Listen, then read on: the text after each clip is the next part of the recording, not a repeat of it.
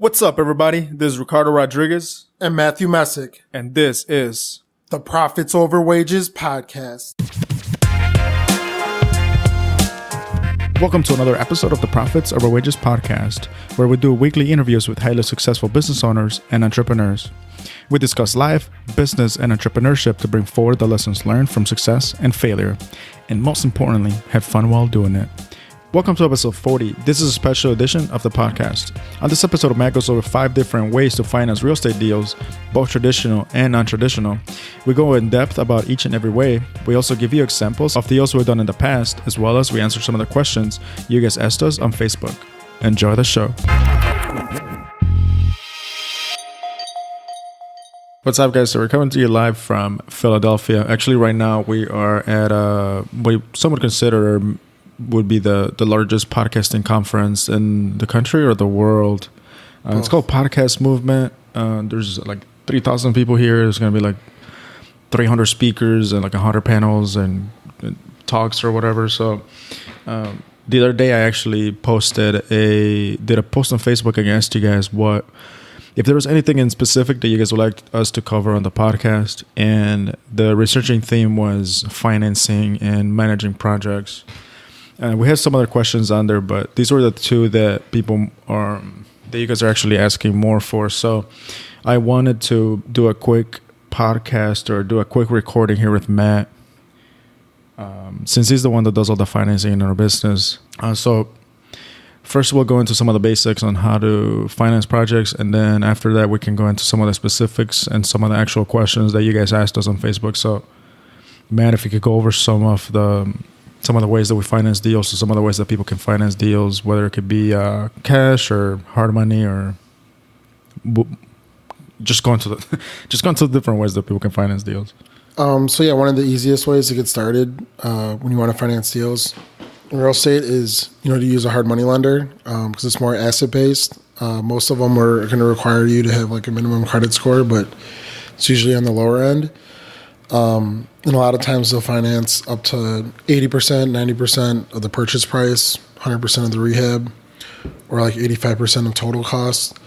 There are some out there that fund 100%, but then they also require you to bring points down at the beginning. So it's not really 100%, but it's close. And then one of the biggest things that people overlook, and we overlooked in our first deal or two, is that you got to have money for the construction draws.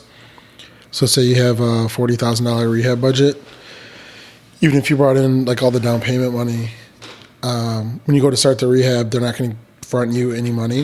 Right, because a lot of these lenders work in reimbursement, right? Like when it's time to do the construction, you're gonna put up the money, but then you got to do the money up front, and then they reimburse you. Yeah, so like you might have to start with $10,000 of your own money. Pay your contractors, then show them the work, and then get reimbursed by the hard money lender, and you do 4 draws of 10, and then when you're done with the actual rehab, then you have your money back. So you're going to have to budget for that in the money that you either put forward or that you raise. So anyways, you'll basically need about anywhere from like 10 to 30% of the project costs in your own cash that the hard money lender is not going to fund. So you can either have that your own cash, or you can raise that from like a private lender.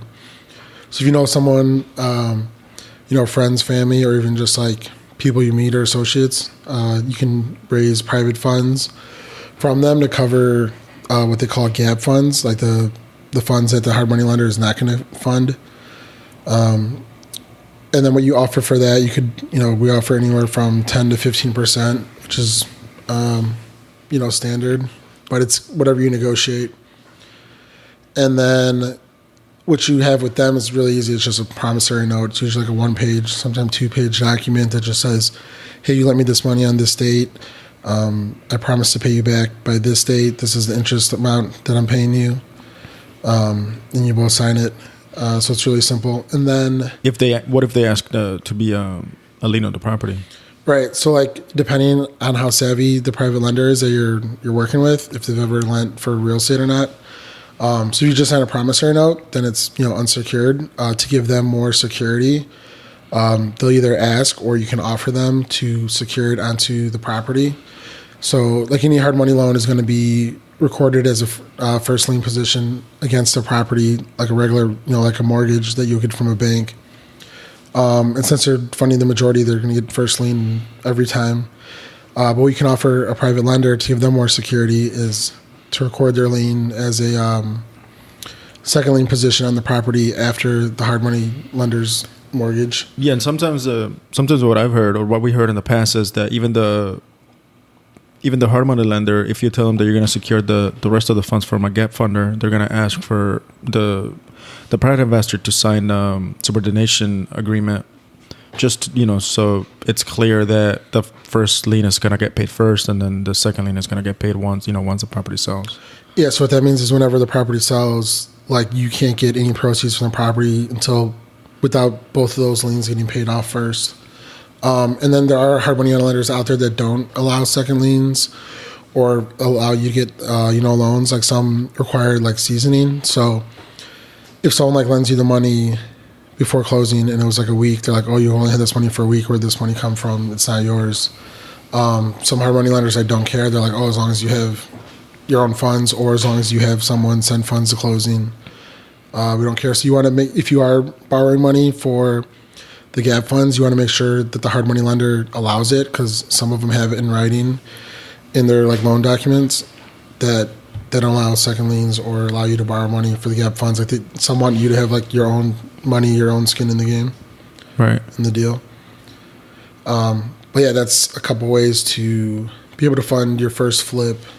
Because if you go to a regular bank, if you walk into Chase or Bank of America or any bank like that, like especially if the property is like uninhabitable or pretty dilapidated, like they're not going to give you a loan for a deal. And then even if they do, it's going to be 30, 45 days. And depending on how you have the contract, if it's on the MLS or with the homeowner, you might not have that amount of time. So the positives about hard money lenders is that you can get a loan a lot of times in less than 2 weeks or up to 2 weeks. And then they don't care about the property. It's more based more asset based than on your credit profile. The cons are that the interest is higher. It's anywhere from 10 to 15%, where a bank loan you can get 5, 6, 7%. Right, but it's all about opportunity cost, right? Like sure, it's a little bit more expensive, but you can get money a lot faster. They don't even look at your credit. Some do, some don't. And it's just they fund most of the deals. So if you have maybe $100,000 or $200,000 sitting in the bank, instead of just doing one deal or half a deal, you can do multiple deals at once. And the interest costs aren't really that big of a deal. You shouldn't be focusing on it. Like, oh, those are interest loans, because it's a short-term loan. It's supposed to be between 6 to 12 months. So we should focus on more is not the cost of capital, but the access to capital. Because unless someone who's going to lend you 50, 100, 200,000 or more, hard money lenders are the best way to go to kind of start off. I think if you don't have private lenders. Yeah, I think the biggest con for that is that you have to be able to know or make sure that the deal is done fast or is done within those 6 to 12 months that the loan is, or else you kind of get screwed. And it's happened to us in the past where we're taking longer than 12 months, and then a lot of the time the lenders raise the interest, so you go from 12 to 18 or 20%, and then that's you just got to be careful, because that's going to eat your profit, and then you might not even making any money, or you might just break even. Yeah, a lot of hard money lenders, they'll give you an extension. If they only give you a 6-month loan, they'll give you an extension 12 months. But a lot of times the interest will jump up, or they'll charge more points or things of that. So you really got to be focused on your timeline and, getting the deal done before the interest eats you alive. Right, and that comes down to working with the right partners. If you, making the right strategic connections, working with the right contractors, not just hiring a guy that's going to be oh yeah, it's $60,000 to do a full gut rehab, or you can't just go with the cheapest bid. You got to go, even if somebody's more expensive, they're usually more expensive because they have an actual business set up. And a lot of the time, they have a lot of overhead, which means they have a lot of employees. So that means that they can get your actual project done on time. So it comes down to also, like I said, making sure that you have the right strategic partnerships with the right contractors. And so another one of the questions that we had on Facebook here on the post that I made was, like I said, construction. We'll go more in depth into construction in another episode. I kind of wanted just to focus on this one, just on financing. So that's one way to finance deals, through hard money. What's another way, Matt? Another one is a JV partnership. JV stands for joint venture. So what I like to do is, if you find someone who, instead of just offering someone an interest rate, if someone's more interested in, a profit split, you can offer, if someone brings in 100% of the funds needed, you can split the profits 50-50. So basically you do everything, you find the deal, do all the work, get it sold.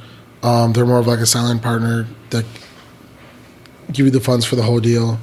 And then you split it 50-50. And what's cool about that is that when you get like a loan, you have a lot of other costs that you don't think about, that you don't have the money for, that if you don't, say, raise it on the initial raise, then you're gonna have to be paying out of pocket. So for that, you have to, you have the interest payments, you have the taxes, the utilities, insurance. You have a lot of other things that you're not thinking about. And with the JV partner, most of the time, if you don't have enough funds, you don't ask for enough funds on the front end, they'll cover some of the funds as you go along. You always want to make sure that you budget enough, but then the other thing is that you're not paying out of pocket for things. You're not paying like the monthly interest payments. With the JV partner, you have, the money's just in the deal until they're not paid off until the deal sells. Right, but how do you pitch these guys with money, right? Because they're coming into the project. Say you buy something for $235, you put $220 into it. Closing costs, holding costs, you're looking at close to $500,000, right? Probably $480 for something like that. High 400s. How do you pitch these guys? So what a lot of people do, they make the mistake of, and why it's harder for the average person to raise money, is that they'll come in with a story. They're like, oh yeah, there's this great house. It has got this many bedrooms or bathrooms. This lady's like selling it. This is what happened in her family, or she had a divorce, blah, blah, blah. And they'll just, talk and ramble on about all these things. I just call them like words. Honestly, nobody gives a shit about that. Somebody that's trying to invest on the deals cares about more about what? About the numbers. Right. So the story is slightly important, but it's secondary. So that's something you might talk about after you go over the numbers that they'll ask you about. But off the bat, if you go to someone, because the JV partner is more sophisticated than just like a private lender, and they want to hear numbers like right off the bat. So when you go to someone, hey, I have a great deal, and like, okay, tell me about it. And what they're really asking you is what makes it great. And you start off with, this is the purchase price. Here's all the expenses. Here's the rehab. This is what I can sell it for. Here's the comps that, back that up. And then here's the spread. The biggest thing is the profit, but more so is the ROI. So it's a return on investment. So it's going to be the profit divided by the amount of funds needed for the project, or basically the amount that you're asking from them. And what we use and what a lot of people use is a minimum ROI of like 20%. And really, if you can get ROI in the mid-20s to even like, 30, like that's, like people will fund those like all day long. So that's really where you want to focus. You tell them numbers, and then they go, okay, that makes sense. Now tell me about the story. Now that the numbers make sense, you want to verify the numbers of like, okay, well, what are the bids from the contractors? Like, let me see someone that, instead of just making a budget, someone that actually said that they'll do it for that price. And if you have a few, so they know that a contractor's not underbidding it, that it's an actual realistic rehab budget, and then that there's enough comps that are close enough that have sold within. The big thing is like days on market, so you want to make sure that it sells, anywhere from 30 to maybe like a max of 90 days. Anything above that is like, it's like, too long, it's going to sit. And to be honest, a lot of the time, I do the comps in our business because I deal mostly with the acquisition and the disposition of the, part of our business. It's just an educated guess. Honestly, half the time I'm really just making an educated guess because there's no way that you can predict what's going to happen 12 months from now. 12 months from now, the market could crash, right? So it's like a lot of the time I just look at what's going on in the market and just try to predict as accurate as I can, and using my own judgment of what the property is going to sell for. Yeah, so there's two things, right? There's you never know where it's going to sell at. So there's like the actual, and then there's like when you're pitching it. So what happens is that when you're pitching a deal to get funded to somebody, they're going to ask you, they're going to have objections, which means they're just going to have questions to certain things about the deal, and you got to be prepared for what they're going to ask, and you got to be able to have those answers readily available, because they're basically trying to figure out if you've thought of every single part of the deal or what could happen. So if you have that already prepared and you're able to answer, like, okay, well, this person, they want to, people lend money to people that they know, like, and trust, and more so, trust that they can trust you with their money and that you've thought about everything and you know what you're doing. Quick sidebite. Do you remember what Victor said yesterday about the 5 ways to raise money or 5 reasons why people lend you money? No. I think those are 3 out of the 5. So yesterday, so like I said at the beginning of the podcast, we're here in Philadelphia for the podcasting conference, and there was like an unofficial meetup last night with this guy Victor Menace, who's an author, and he raises funds. He's raised over $300 million in his career, which is an insane amount. So he does a lot of like new construction, like apartment buildings and stuff like that, which is insane. So you need a lot of capital for that, but his specialty is raising funds. So we were, I was asking him like how, how he raises money, and then he went into his like 5 things, and I think 5 of those were, I think one was like you got to have a relationship with the person, the lender, and that's not even true. Like, I mean, all the time, most of the time, and another one was they got to trust you. And honestly, I can't remember. I gotta ask him again or read his book or something. But I probably put it on the notes here. I think this book is called Magnetic Capital. Yeah, Victor Menace, and his podcast is what's this podcast? The Real Estate Espresso podcast. Yeah, he does a lot of like really small, not small, but like short podcasts, like 3 or 5 minutes, and I think his longest ones are like 10 or 15 minutes, which is crazy. I think he does daily 3 to 5 minute episodes on his own, and then on the weekend he'll do like a 10 to 15 minute episode with a guest speaker. Yeah, it was pretty cool. But anyway, so the way we calculate the ROI is, we have a spreadsheet, and that calculates.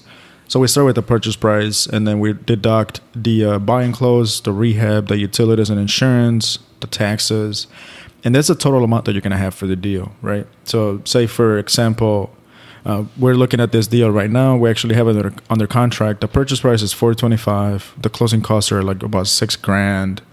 The rehab budget is $180. The utilities and insurance are about $6,000, and the taxes are about $6,200. So total into the deal is $623, right? Our ARV for the properties. So, and then to calculate the ROI, you do the sale minus total into the deal, selling closing costs, the commission, and then that's gonna give you the profit.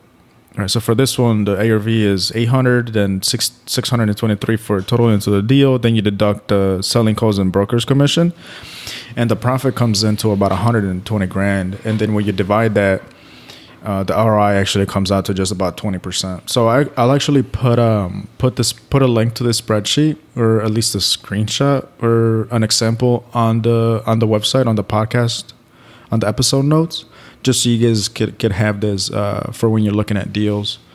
Now, and the one thing that I want to point out is that like the flat profit amount isn't as important as the ROI.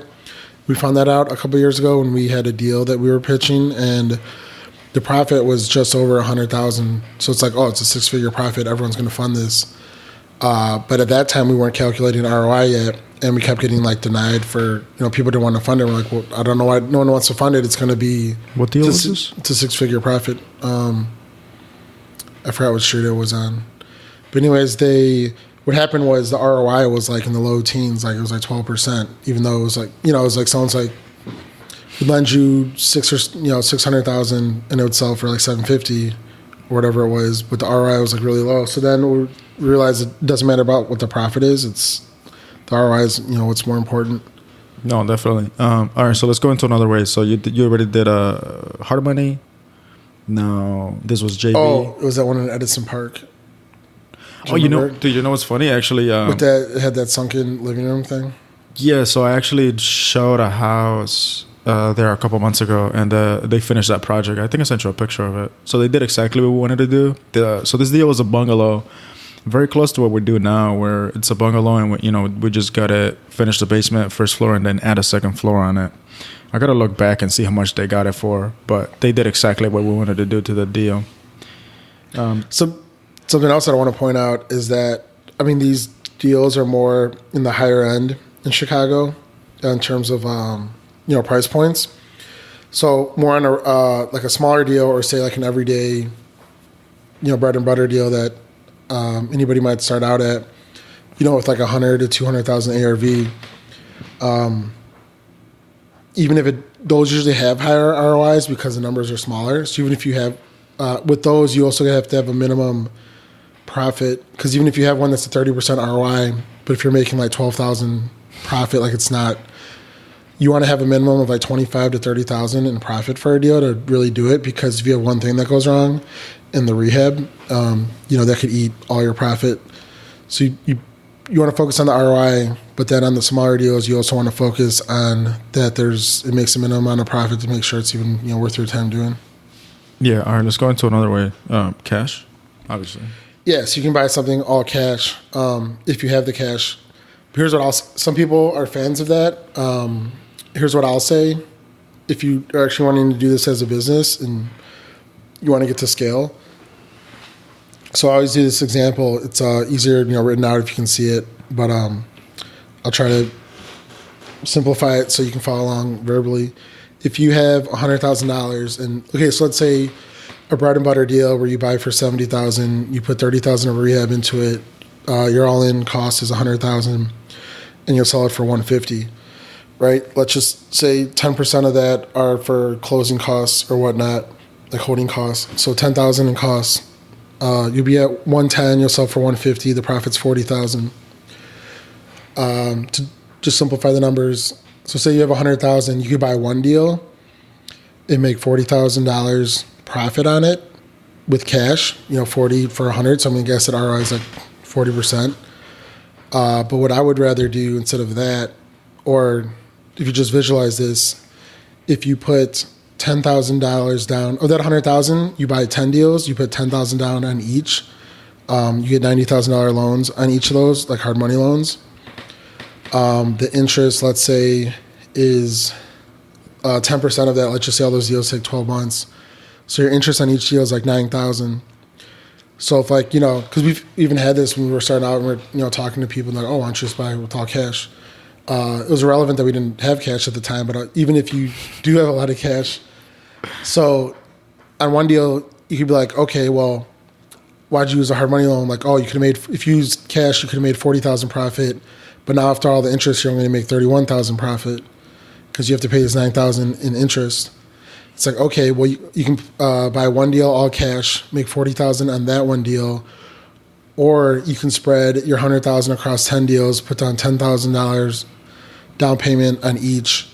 Then, the $40,000 minus the $9,000 in interest, you're only making $31,000 on each deal. But then on 10 deals, it's $310,000.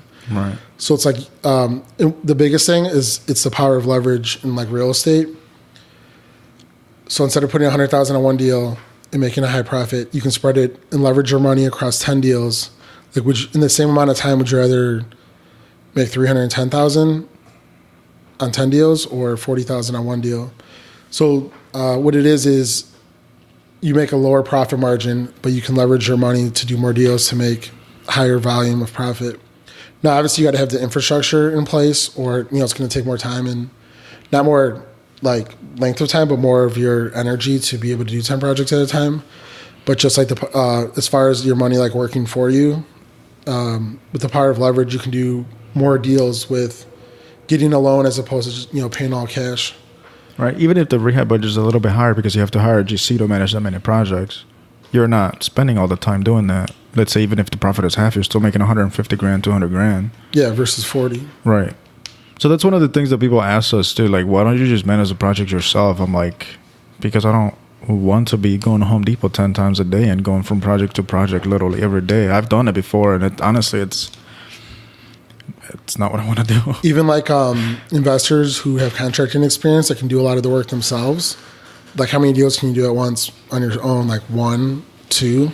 Like, right. That's about it. Like, if you actually want to scale this and grow this to an actual business and have a flipping business and do multiple deals, you're going to have to, like we were talking about, leverage your money. You're going to have to leverage your time and, hire people and delegate to be able to do more deals and turn it into an actual business. The funny thing is that they say you'll make more money, but then when you think about it, sure, the actual profit is going to be higher, but then the amount of time that you spend on it is probably 3 times as much, probably even higher than that. So in the end, when it comes down to actually how much money you're going to make per hour, and if you're managing 10 projects yourself, you're not going to make that much money per hour. Yeah, all you did is, if you're familiar with Robert Kiyosaki's cash flow quadrant, you basically just gave yourself a job and you're like self-employed. And what you really want to do is have a business where you have it set up, where you have other people working for you, and you're having multiple projects going at once. And then what's the last one here? Lines of credit. Yeah, lines of credit. So on the podcast in the past, we've had a few episodes. Who I refer out as National Corporate Credit. They do business lines of credit. So if you have a lot of people, the biggest mistake that a lot of investors make, and then what we made, is that when you're starting off your business, you have different expenses that come up, right? And you're trying to make the deals go through, and you're trying to invest in your business. So a lot of people just don't max out their personal credit cards. They'll put everything on their personal cards. And then what happens is when they go to apply for like loans or other things, like, your credit shot because everything's maxed out. So if you haven't started yet, or even if you have, like, what I would do immediately is go get business lines of credit. There's a couple different kinds, but what National Corporate Credit focuses on is that it's basically set up the same way as, personal credit. You're getting credit cards and it's based on your personal profile, but the cards don't show up on your personal credit report. They're on your business. Of course, if you default, you're still going to owe them, and then they hit your personal credit. But as far as like getting them, they don't affect your debt to income ratio, which is, huge in determining your credit score. So if you get business lines of credit, you can use them and max them out, and it doesn't affect your personal credit at all.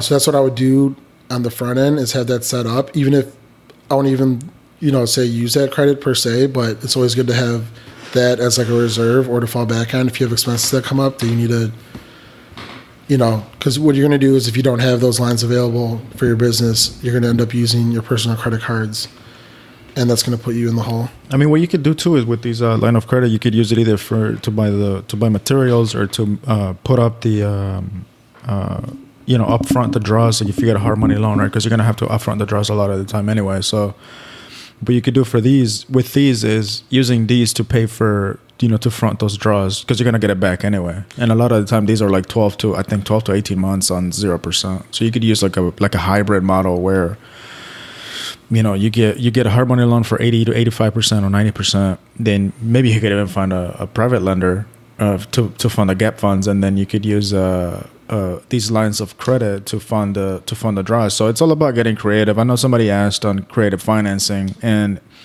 when we first got started, obviously we didn't have any money, right? Because we were like in our early 20s, and you got to get creative with this. Sure, we didn't have all the cash, but like that actually makes you get more creative on the things that you're gonna do. And The Power of Broke, right? With Daymond John. Yeah, if you haven't read that book, it's a phenomenal book. It's called The Power of Broke. Daymond John, founder of FUBU, and I think he's mostly known for Shark Tank nowadays. But yeah, I mean, it's a great book. If you haven't listened to it or read it, I highly recommend it.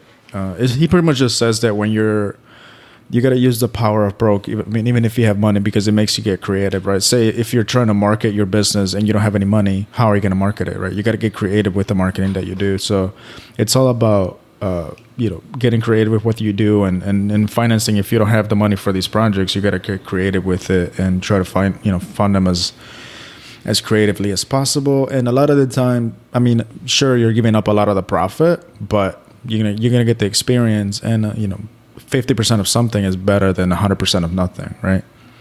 So, but yeah, with the lines of credit, if you got that, if you're just trying your first or second deal, you can use the line of credit and load everything up, and then when you sell the property, you can pay off all the lines. So that'll help with the holding costs and the, if you have interest payments as well.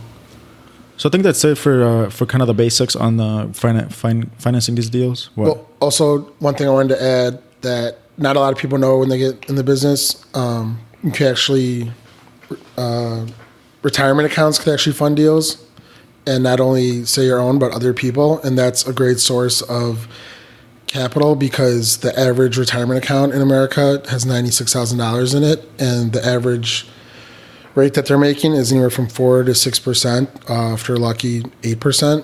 And for private loans in real estate, you're paying more than that. You're paying 10, 12, even 15% at times. And like that money, people aren't, using that. Like they can't use it until they're 59 and a half. So imagine someone has all this money stocked away and it's you making a lower amount and you can offer them a higher amount. That's a great way to pitch. The everyday person. A lot of people are like, oh, I don't have any money, or I don't have that much, or I can't invest. Like the average person has almost $100,000 in their retirement account. So that's a great way for them to lend you money for a deal, and then you pay them back. And then most retirement accounts, it's the interest is tax deferred, so it's like gaining interest without it being taxed. So that's something you definitely want to tap into if you know people with retirement accounts. Right. If you think about it this way, you're not taking the money out, because if you take the money out, you're going to get penalized, right? Because if they're not 59 and a half, which is when you could take the money out of your retirement account, you're just redirecting the money. Instead of investing on stocks, they're redirecting it and investing in another company, which is your rehab company, or maybe a company that both of you own.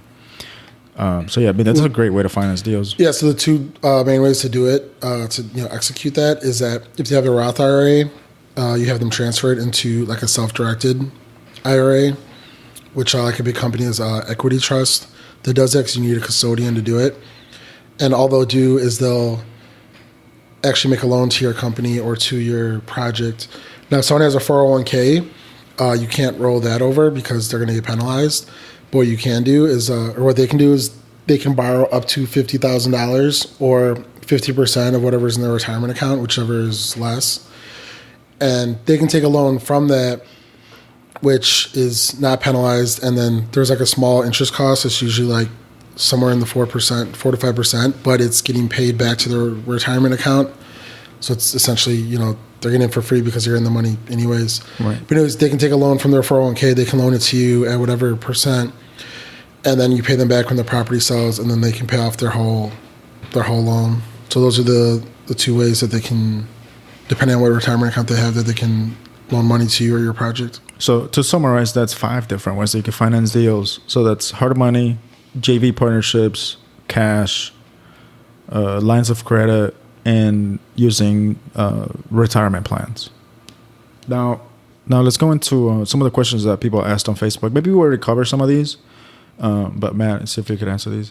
So Adrian Perez asks, how do you adjust your numbers with different types of financing? I'm guessing he's asking like the different financing structures and what the actual ROI is after either the debt service or the equity split. So you don't really adjust your numbers, but you're just entering the numbers and make sure that they make sense. So you make these decisions before you're looking at it, not afterwards.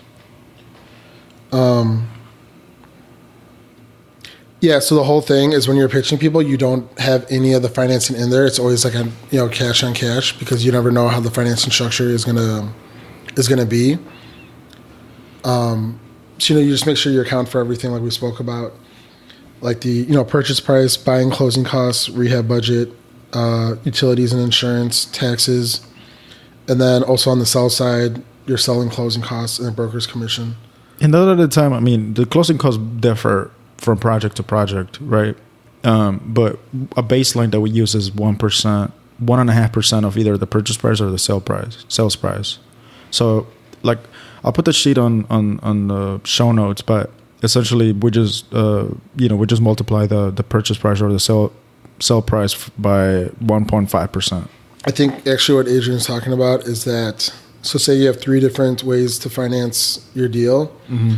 After you have that your initial number set up as if you're going to buy it as a cash deal, what you can do is, say you have 3 different lenders, you come out you estimate what their costs are going to be with interest and or points, and then you deduct that from the profit to see what your actual final bottom line profit is.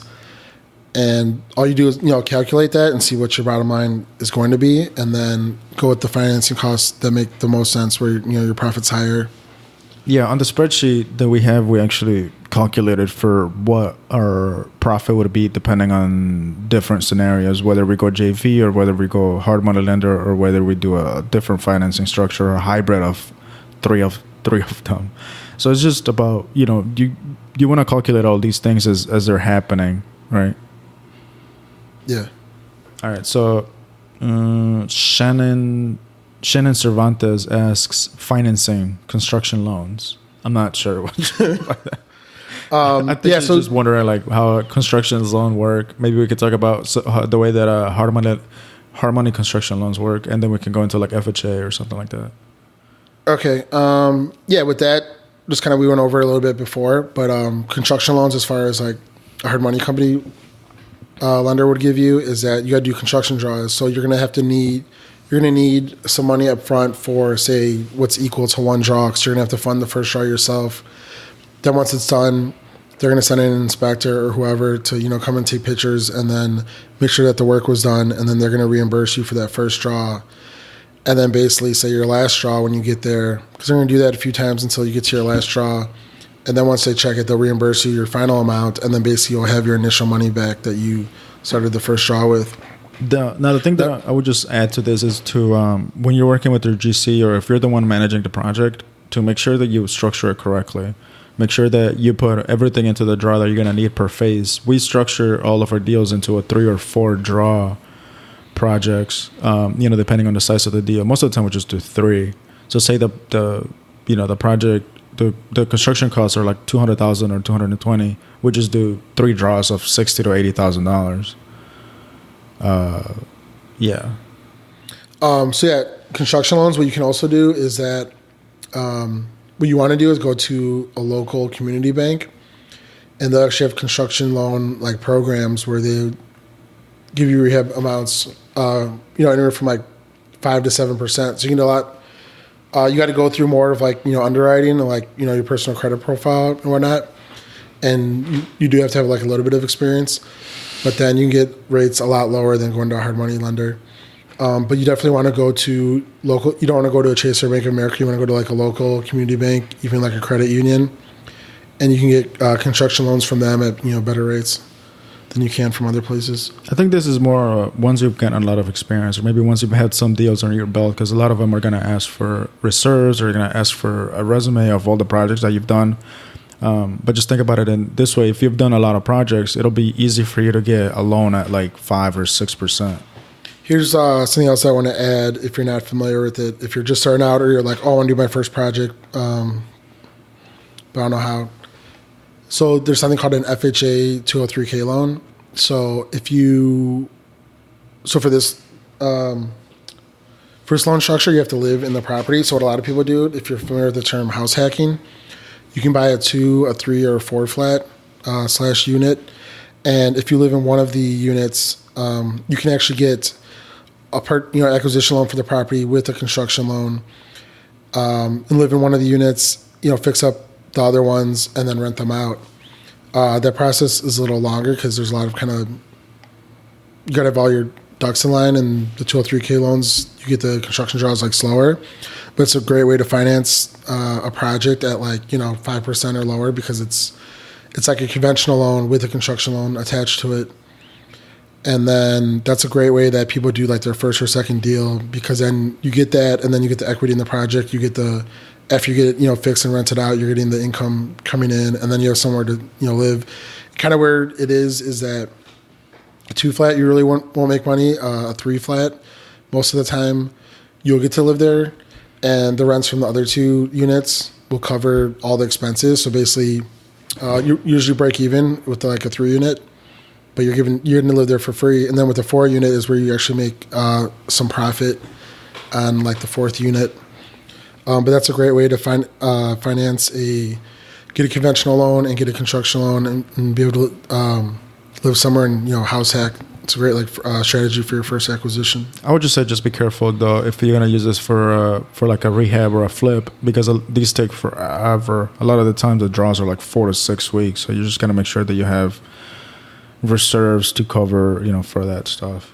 Yeah, it's more if like you'd want to do it if you're gonna live there and keep it and rent it out. Yeah, because we've talked to guys, and a project that would typically take them 6 months to do with the hard money or at a JV loan type of structure, it takes them 12 to 14 months just because the draw process is much, much slower.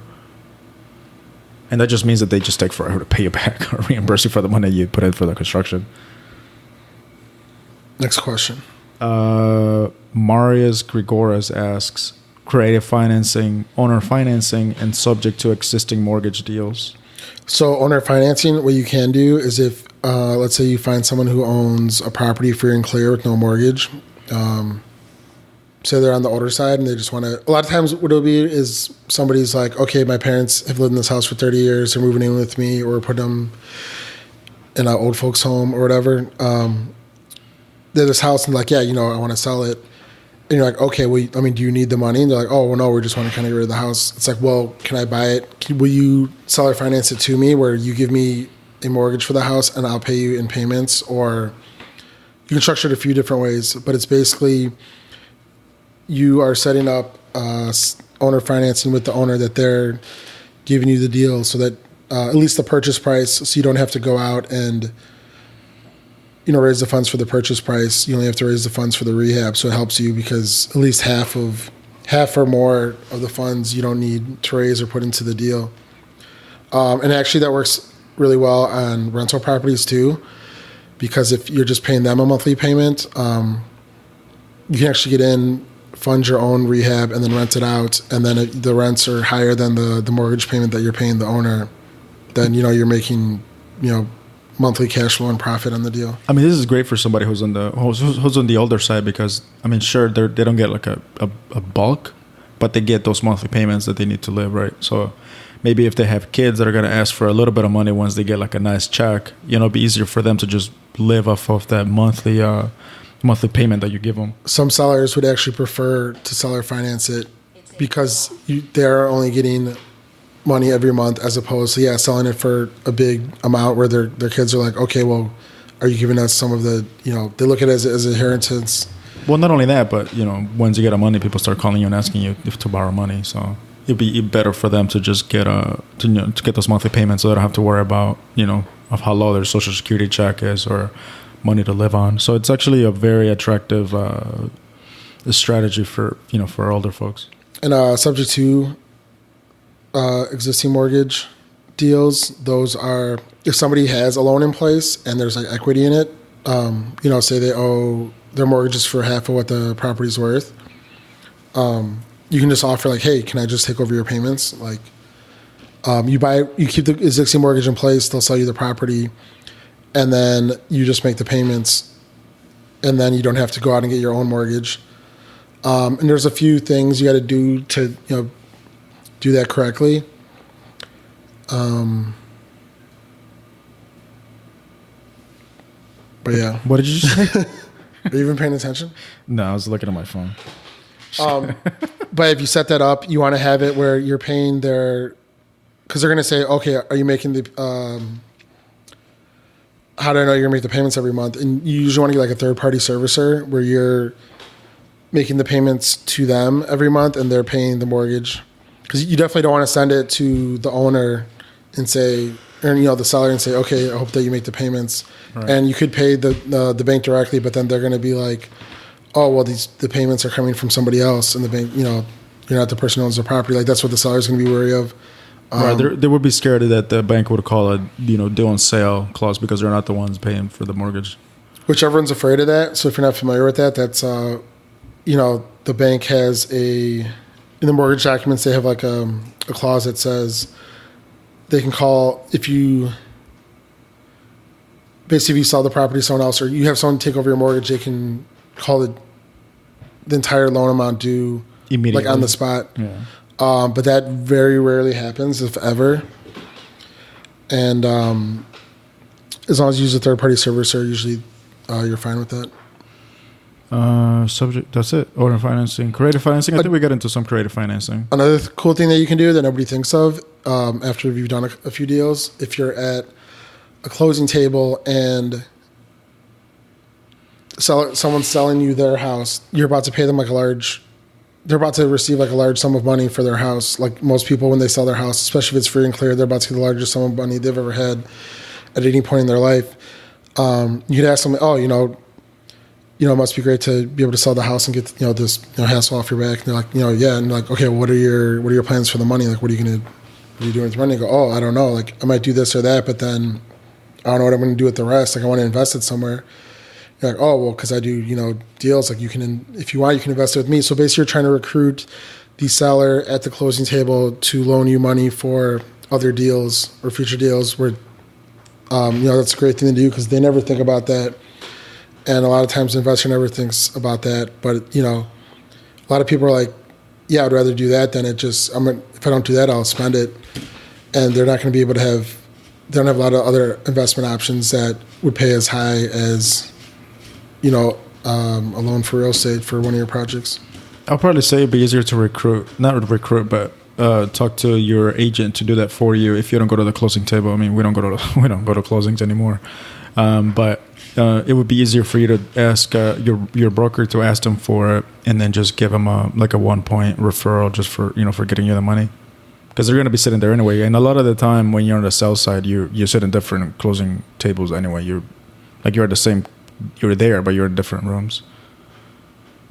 I think that's about it, man, for all the financing stuff. If you guys have any other questions about financing or structuring deals, you could just go on our Facebook. You can find us at Profits Over Wages Podcast, or you could message either me or Matt on there. We're also on Instagram, Profits Over Wages Podcast.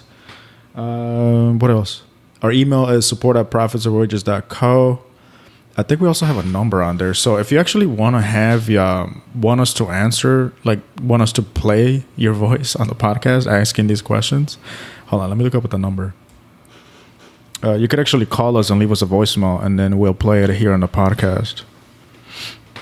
Damn, this internet is real slow, dude. If you've been listening to this podcast and you haven't seen, we actually started a blog about a month or two ago. That's pretty cool that we go through the different things we do on a day-to-day basis. Other podcast guests that we meet. We talk about some financing structures. We show some deals that we've closed on. And it's kind of like a day in the life of... so if you are subscribed to this on iTunes or any of the other formats, but you want to check out the vlog, go to our website, profitsoverwages.co. And we have a tab on there that shows all our vlog episodes. So those are kind of cool, a little bit different. Those are 10 to 15 minute episodes, videos that you can watch. They kind of just show, the day in the life of. Yeah, so you can leave us a voicemail at 847-999-4486. The number again is 847-999-4486. I think you can actually text us at that number too if you want to ask us some questions that way, if you don't want to record your voice. But anyway, awesome. Thank you guys for listening. We'll see you on the next episode. I hope that this was of great help. And then the next episode that we'll do from the questions that you guys asked us is going to be in construction. So I think what I'm going to do is I'm going to talk to different guys that we've either had on the podcast or our construction manager, and kind of just walk through how